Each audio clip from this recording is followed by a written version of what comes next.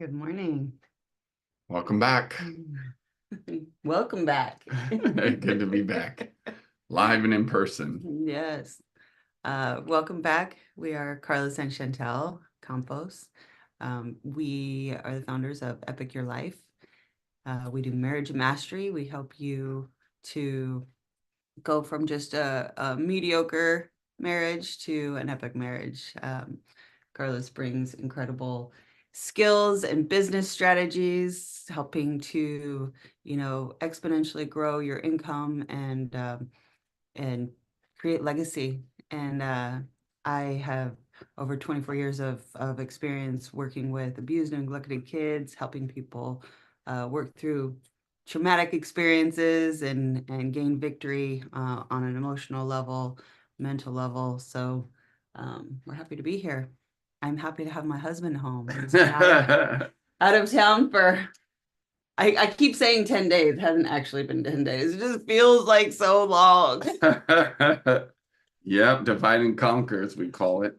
A lot of times we do get to work together most of the time, but once in a while we will divide and conquer, have a couple projects we both will work on at the same time. I was in Texas working on a business acquisition deal, and Chantel was here, continuing to keep the flow with the company and the team, and Family. yep, family going, the ranch going, but also, just continuing with all of our clients and things too as well. Yes. Community mentorship. I still got to watch that from last week. Check it out. I'm sure it was good. Sure it was golden. Well, today, while we were talking about, what could we talk about? And we have so many different topics, but three of the most important fundamentals of what it takes to create a home, we thought we'd have a conversation about, because frankly, me getting home like this, all we've been able to do is just be all over each other, like physically. So I don't think you want us to talk about that. So like, since I got home last night, it's just been one big, I guess the PG version would be one big cuddle fest. Love that. I love fest. No, we love, yeah, I love my wife's body, and we love each other a lot. And again, the example that is part of, I guess, there you go. That's true. So the three things that make a house a home for a greatly beneficial way to grow up, to where you become this very confident person. So with the little people that you raise in your home, when you have these three ingredients and these three things happening in your home, they'll either make it good or bad. You do have them in your home, these three things, but they'll either make you more confident, a better communicator, and more committed to marriage and want to be married growing up. Or if you have these three things in a negative way, or don't have them, not present, or not able to have these things, you actually could have it'll have very negative adverse effect. And those three things are role model. What kind of role model did you have? Love and affection, or the lack of love and affection, and then safe place, able to be heard and seen. Okay, do you get it? Those three are just super powerful. If you're a parent, or if obviously you've been a child at one time, but if you growing up, think about those three things. Okay, because we're going to talk today about the safe place. Role model, though, I just said it, role model, affection, love and affection, and safe place, being heard and seen. Those are three things that really make your confidence, communication, and commitment, right? The three C's of connection make you either a good connector or challenged in areas of your life when it comes to connection.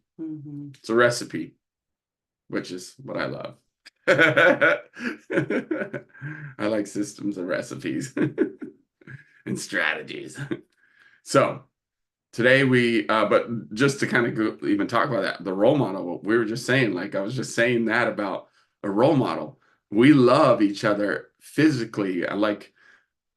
Probably at the airport when Chantel picked me up and I scooped her up and I swung her and held her and just squoze her up in the air and just started making out with her right there at the airport. Some people are like, oh my gosh, these guys must be dating or newlyweds. And it's always the best when someone's like, oh, are you guys like newlyweds? And we're like, Yeah, for about 13 years. Yes, we are. And so again, these things are matter as role models. So who is your role model? Who have you seen or what did you grow up around? What were your parents like? Do you want their marriage? Do you want their affection? What do you want? And so that's an important thing. And then love and affection is an important thing. I love you. Are you willing to kiss in front of your children? Did your parents kiss in front of you? Did they hold hands? Did they show love and affection? These are all important things. They really are. And then the safe part. We want to talk about safe because a lot of times I think when we talk, when we have this topic of feeling safe to create an awesome home, an epic sanctuary in your home, it needs to be a safe place. So what does that mean, Well, I Miss think, Chantel? identifying usually when we work with couples, there's definitely we deal with a lot of the results of what their homes have looked like while they were growing up, right? So, like Carlos was saying, did they have a safe place? A lot of times, you made the comment earlier, kids are meant to be seen and not heard, Yeah. right? So if you were told to sit down and shut up, uh, guess what you grew up believing, right? You believed that your voice didn't matter, and therefore you probably struggle with communication. So those things create a direct results as as people become adults, and then they try to have their relationships of their own. Then you get into a marriage, and it can be even more hard, right? You're like, okay, so then I just shut down, right? Because I have this belief that my voice doesn't matter.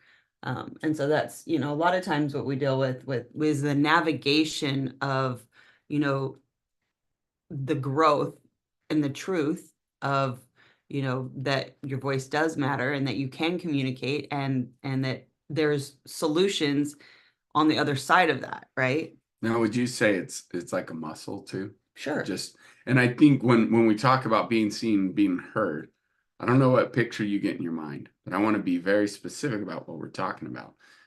It has to do with verbalizing it.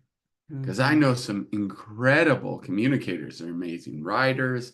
They do well at describing things on paper. They're even good maybe at texting and videos, or excuse me, texting and communicating even through written. And then they get this block when it comes to, hey, I need to talk to you about something. If it's a hard thing, especially, right? Because Mhm. I think the result of as a child, when you're not able to verbalize things, verbally process and verbally express things, it's a muscle. Would you agree with that? Like, can Yeah. you share a little bit about that, what you've Well, seen? yeah. I mean, anything that we lack, or any weaknesses that we have, right? Our muscles that we just need to work, they can all get stronger. And so, it first we have to be aware of it. So I think, when we say awareness is half the battle, like sometimes we don't know why we can't communicate, right? We haven't identified, you know, maybe where the block was, or where the weakness started, right? So when we see where the weakness started, and we can start to exercise that muscle, but we have to be willing to put ourselves out there. We have to be willing to work on it, Mhm. right? um so we have to have the desire to be a good communicator. We have to have the desire to overcome the lack of safety and security that we experienced in our childhood, and create it for ourselves, for the family that we are building, right? And we've even noticed it's so interesting because so many times we find that people that we've worked with over the years, they'll have even a scapegoat of, well, I don't like being on video, and I don't like my face public, and I don't want, you know, and then they go into all these conspiracy theory things like, well, because they'll have this information, this and this about me online or whatever. And really, when it comes down to it, they just weren't seen as a child. And so they don't want to be seen as an adult. They just weren't heard as a child or allowed to speak. So then they don't want to speak in public either. And it's really interesting to overcome this. And because it is a muscle, they've got to start somewhere. And Mhm. what you do in private, you will eventually be lifted up in public. And so it's really practical to understand that I need to first master this at home with my Mhm. bride. And even more so than if you're a father or mother with your children. Yeah. It's so important. Please learn this for the sake of your legacy, for the sake of your grandchildren. Because if you can learn this trait, and I'll tell you, even I had to learn this. I had to understand because in my previous marriage, it was where their voices didn't matter. I raised 4 children in my previous marriage, and before Chantel, and I was married to a woman named Lee, and her kids, I didn't let them speak. Don't you backtalk me, because I was told that's backtalk, right? Or I was told, don't you sass, or you just put your nose in the corner, don't say a word, or you just sit down and shut up. You're in timeout. You're not allowed to say anything. Now, I know there are times where there's wisdom where people or where kids do have to have self-control. I 100% agree with that.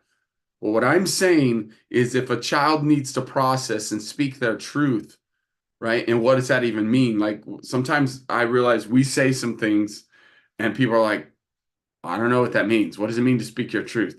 Well, in that moment, when your kids are feeling certain emotions, like to allow them to speak and verbalize that Yeah. isn't necessarily the end of the world, I promise. Yeah, they need to let it out. And I think, sorry, it gets me fired up right now Come because on, it's good because I used to be that guy. no, but listen, this is why we have such a culture of, politically correct and everybody's getting offended all the time. It's because we were raised like that, right? Parents would get offended if their kids shared their truth because then they take ownership of it. Like if a kid needed to blow their top and release it and and say all of the things that they're feeling, the parents would be offended. That's where it comes from. The sit down and shut up. I don't, your voice doesn't matter type of deal. It's like because they don't want to hear the truth. Yeah.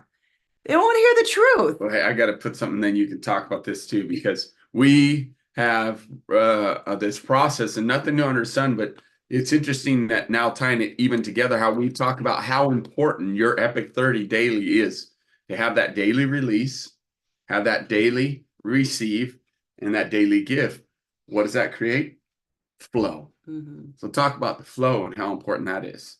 Well, yeah, I mean, because otherwise things fester, right? Things fester and build up, and that's when relationships are broken. That's when you take it and take it before you and then until you can't anymore.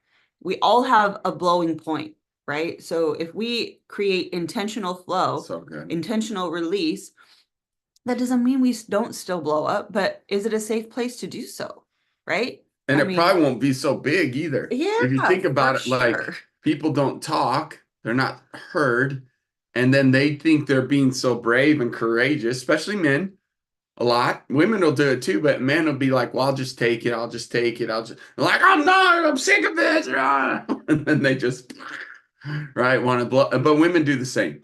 So men and women are similar in that way. But I think a lot of times men think they're being tough. Men, I'll just bear the load. Well, we all have all have a way that we have learned to cope, right? We have ways that we've learned to cope that have worked for us. So then we've done them more. So we've really strengthened the coping mechanism, whatever it is that we've used for so long. So then when we're trying to work in a new muscle of communication, it feels really uncomfortable and it's hard and you feel weak. And then you're just like, "Ugh, I don't know what to say." And what I have found myself, this is me, and then I watch others and I see it in others too. I see things that I used to struggle with and things that I would do to avoid avoid the things. And that's what Chantel's saying, the coping. Like I remember when I used to like I would even something that's good, but it was to avoid having to communicate. Like I didn't want to have to try to work this out. I avoided conflict. I was afraid of an argument with my previous wife, and so I would go find something to eat And then I blimped out, man. It became my coping mechanism would be eating energy drinks to help me stay, hyper, even though I was getting morbidly obese. And then there was the whole like phone thing or like YouTube education. So that became even my coping thing where, well, I'm just gonna go learn something. This is too tough. So I'm gonna learn something new. Right. And before that, my coping mechanism used to be porn. It's real. It used to be like in my sexual addiction being fed. But it's interesting because it's the heart behind it. And it's like you'll feel yourself avoiding that situation and going to do this. Mm-hmm. Can you be aware of that? Yeah. Like I see it in people. And again, it's unless people ask me to help them point it out, I don't point it out because they're not asking and it's not going to be beneficial. But I see it a lot when people are like, you talk to them about something they're uncomfortable about and they avoid and then they go do something else or they avoid me altogether. All of a sudden I haven't talked to them in several weeks or if I don't reach out to them and chase them, that they're just going to be like, well, okay, yeah, Carlos must not want to talk to me. I'm like, that phone rings both ways. That text works both ways, but it happens. Yeah, but I think it is important to talk about the avoidance and why, right? Mhm. Because it's scary. So, Good point. we by nature avoid our triggers because they're hard. Yep. They're in our face, right? But they happen Yeah. daily. I would say we're daily triggered by something. It's the magnitude of which whatever it is controlling us, the depth of the feeling that we get from that trigger uh, varies, right? So, on some level, we're triggered daily. So the sooner we have the ability to recognize that they're a blessing and that an opportunity to address something that is controlling us, because that's what it is. When we make decisions and have excuses or scapegoats, it's because we are being controlled by an experience or a belief. Hmm. Okay. So, we have to be aware of it and we have to be willing to move beyond it, right? So good. We have to like fly into the storm. So good. And so, yeah, in our process, we talk about Epic 30 minutes time it takes to drink 2 cups of coffee. You can work this muscle. And what does that look like? And I find it fascinating when I look back at all the years we've worked with clients.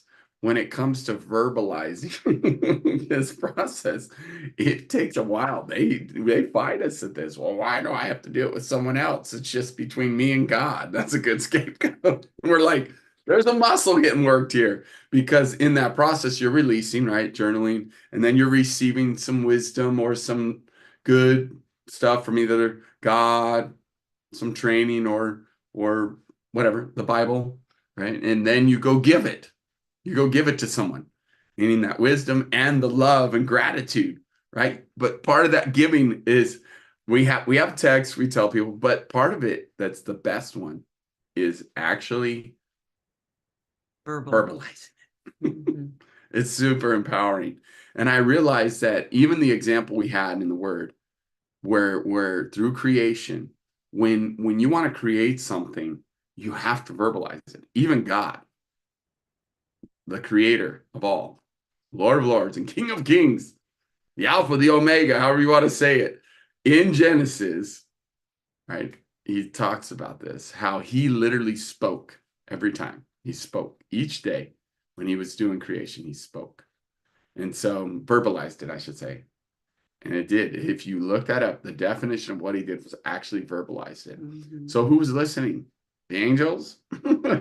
Like he did it as an example to us. And so he obviously didn't need to practice that. He obviously didn't need to flex that muscle. I mean, come on, he's God. Right. So for us, it's an example if we're willing to see it. The role model. Mm-hmm. So when you verbalize it, you're verbalizing the wisdom that you received and the gratitude for that person, for self, acknowledging and edifying self, and being able to say that in front of your spouse or your children is another great thing because it's a role model. So then it's with you and your significant loved one, your significant other first, the two of you, being able to verbalize that together. Practice that muscle. That's why we say first thing in the morning, early in the morning while you're having coffee. And then you're doing the release, receive, and give. In the giving, verbalizing to each other, because you start to flex that muscle, right? So, and it's, I realize too, a lot of times people skip certain things that we give them to do, but it's very important. Each part creates the ability to be a safe place and the ability to create a safe environment. Well, there's another element that you haven't talked about in communication. That's why you're here. Make sure you get it all. Because what makes people feel heard? That's good, babe. Right? That's good. So agreed. So is it just that we listen? Is it that we say, I hear you? What about repeating back what you just said? Yeah. I was trying all these things. Is that enough? So, let's go back to when I was talking about how parents get offended if their kids, blow up and express themselves, right? They express their frustrations, and it may be about the parents, right? Mm-hmm. Can you handle it? Well, first of all, can you handle it? Can you handle the truth? Truth is they feel that way in that moment. Right. And guess what? It's going to fester and get worse if you don't let them release. So, but the next level is the ability to allow that to flow out of them, right? Allow that release. You don't own their stuff, but guess what? Are their feelings valid? It's good, babe. So, as a parent, I think there's this misconception that if we validate somebody's feelings, that it means they're right. Okay. Well, I would challenge you. What is right or wrong? What is somebody's truth versus somebody else's truth? Okay. What is, somebody's heart's intentions versus what it feels like to other people?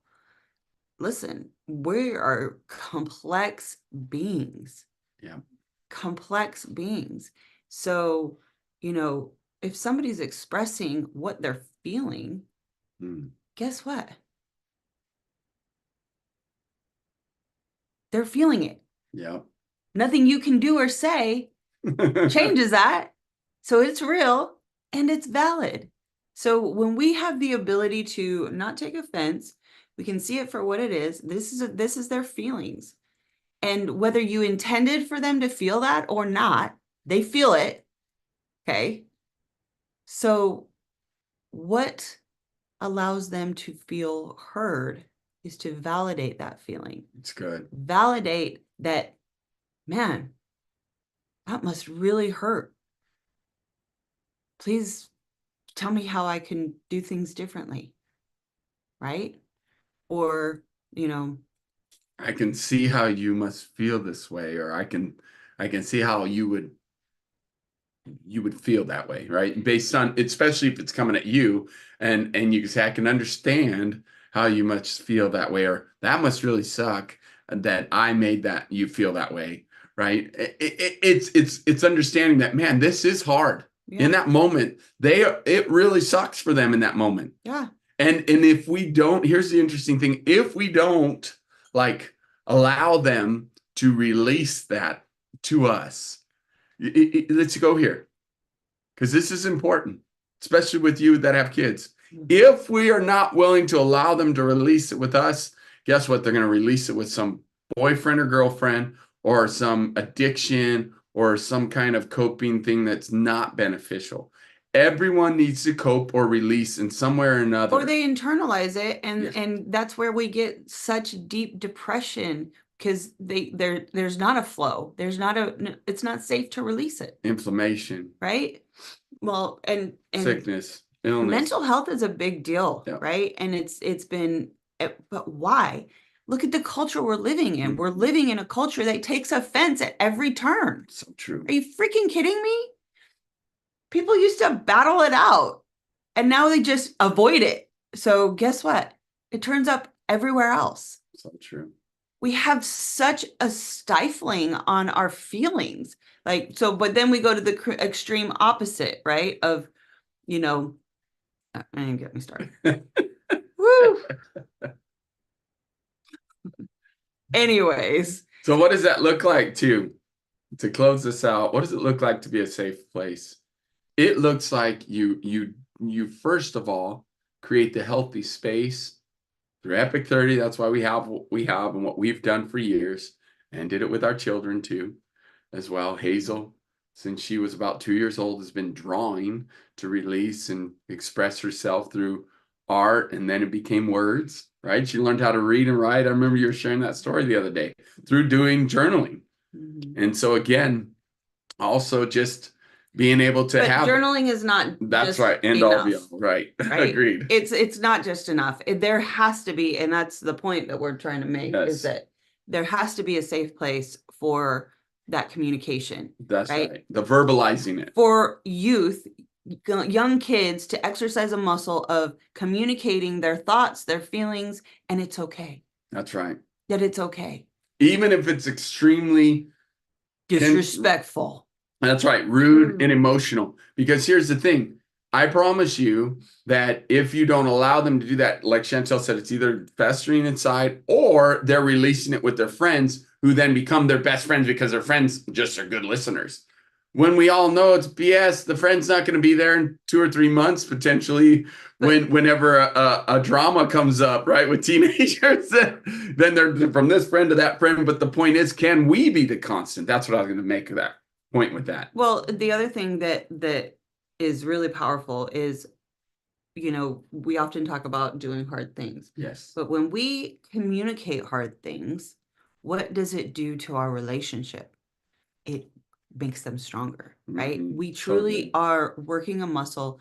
We're displaying, we're showing those who we love that we're committed to this relationship. We're committed to working through this challenge. It also communicates, you're worthy of me doing this hard thing. Our relationship is so valuable that I'm willing to push through. That's very uncomfortable, that I'm willing to do this with you. And we're going to, I'm committed to this relationship. So and coming on the other side of it. Yes. So not only do they feel seen, heard, but they feel value, right? They feel value in what that shows. So there, I gotta say this in this part. This is so good. Like, we could go on for hours because this is so good. We're like building on this. But the 3 C's of connection. They get more confident, they communicate, but guess what? They know you're committed, because nothing they could say could drive you away. That's right. And that's what love is. You don't, that's right. That's right. And you don't need to get offended, because you recognize they just need a release. And here's the other thing for clarity. But also you can be honored. That's right. That you have become a safe enough place for them to freaking release. What lens are you looking through? Yeah.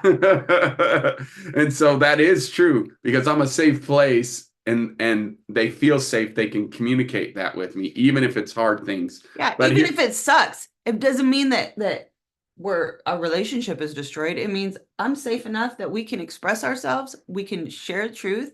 And guess what? We're stronger for it. And there's 2 things that you should do as on a practical level. And I know some of you are like, well, he just or she just unloaded on me and she is yelling and screaming and da da da da. First of all, just allow her to release, right? Or him. And then be able to say, there's 2 things you can do with that. Okay? 2 things. And it's very practical. You can say, because I know a lot of times it feels like an argument, but it doesn't have to be. It doesn't have to be. It can be where she's releasing and she needs to just verbalize something. And I can say, did you just need a release? Or would you like some clarification? Because think about it, when it's in a conflict like that, sometimes it does. I just need to get this off my chest. Right? And then you can be like, okay, well, thank you for sharing. Would you like some clarification? Right? Because again, sometimes we feel that they're saying all these accusations in that moment, and they may say yes, or they may say, no, I just need to get that off my chest. I'm better now. I feel better. And it's okay. And I think is that okay? that goes back to feelings. So, a lot of times when we're sharing our feelings, it doesn't need clarifying because I'm not looking for clarification. That's right. I'm looking for my feelings to be validated. That's right. Whether the clarification is there or not. So it's right. so often it's not even right. Do you want friend or feedback during this time? These are just little things you can say, but Chantel's absolutely right. I did all of that. Friend, feedback, do you want clarity, all that crap. And guess what? It didn't work. I repeated back all the stuff she said because she's like, you're not hearing me. You're not hearing me. And what we came to, and I'm a little embarrassed to say it, but I'm going to be real. Like, this is just this year where I'm got this epiphany. She's been trying to tell me for years and I couldn't get it. My mind wasn't ready to comprehend it. But the reality is now I get it. I do. And I'm getting better at it. She's helping me flex that muscle of what? Validation. Yeah. And it actually sounds pretty awkward and funny because I haven't been doing it. That's when you know it's something that's new, is when you haven't been doing it and it feels funny and awkward when you do it. It's a skill.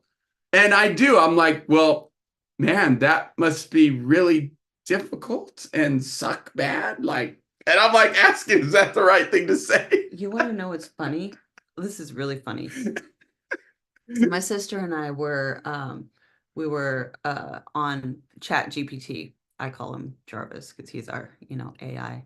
I was asking him questions about a test that my mom was having. Oh yeah, I saw that. And he validated. He sure did. Validated so well. He's learning. Yep. We were like, both my sister and I were like, I read holy that too. Crap. Yeah, that was cool. I saw that.